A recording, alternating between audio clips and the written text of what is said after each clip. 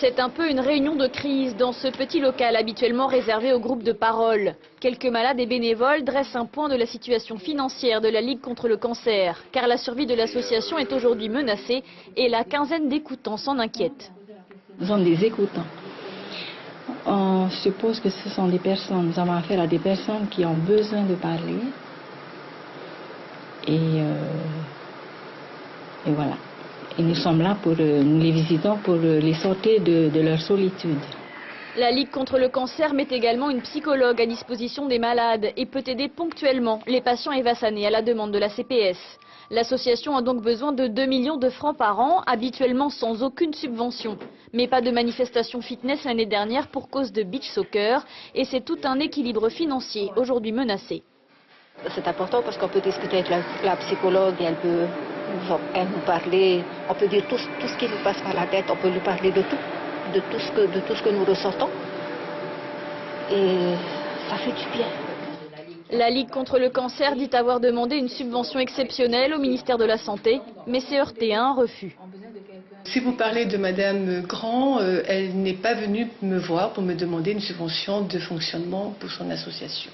La Ligue contre le cancer en métropole dispose d'un budget très important et cette Ligue alloue logiquement donc un budget de fonctionnement.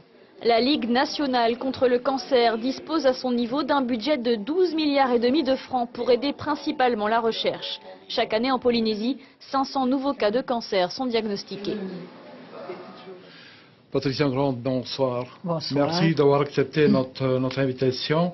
Un chiffre, 245, c'est le nombre d'adhérents. Tout à fait, pour l'an passé. À raison de 2000 francs de cotisation annuelle, donc. Tout à fait. Et vous faites le calcul. Aujourd'hui, Patricia, vous vous retrouvez à sec, permettez-moi l'expression. Presque, disons qu'on est en état de terminer l'année, mais il me faut absolument avoir la certitude que nous pourrons renflouer les caisses pour l'année prochaine. Pour l'année prochaine, tout à fait.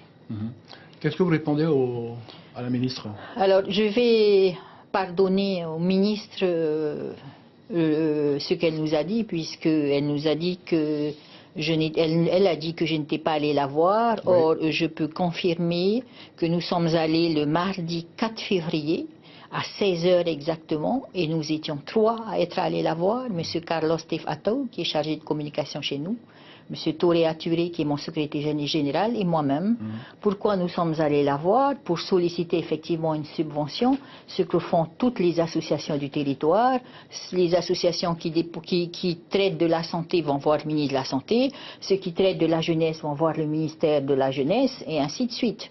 Le ministère de l'Agriculture, les agriculteurs, et il nous a paru normal d'aller la rencontrer. Donc nous avons envoyé un dossier au ministre de la Santé, également au ministre de la Vie associative, qui lui aussi nous a dit, normalement ce serait au ministre de la Santé de vous aider. Bon, disons, ce qui me donne un peu d'espoir, c'est que j'ai pu aborder le président du gouvernement un soir à une réunion, et il m'a dit qu'ils allaient pouvoir se débrouiller pour nous allouer une certaine somme. Mais je voudrais quand même confirmer, 4 février à 16 h, rendez-vous avec le ministre de la Santé, et le 14 février à 7h30, j'ai rencontré le ministre chargé de la vie associative. Patricia, comment est-ce que vous êtes arrivée à cette situation-là?